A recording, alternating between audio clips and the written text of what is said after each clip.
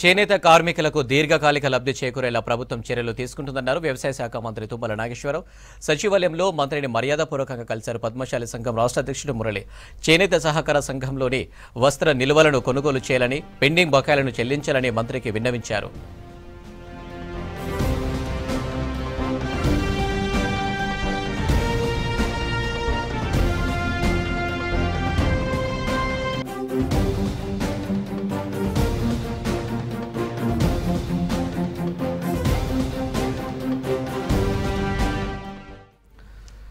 Tesco ద్వారానే వస్త్రాలు కొనుగోలు చేయాలని అన్ని శాఖలకు ఆదేశాలు ఇచ్చామన్నారు మంత్రి. ఇప్పటికే టెస్కోకు 255 కోట్ల విలువైన ఆర్డర్లు వచ్చాయని చెప్పారు.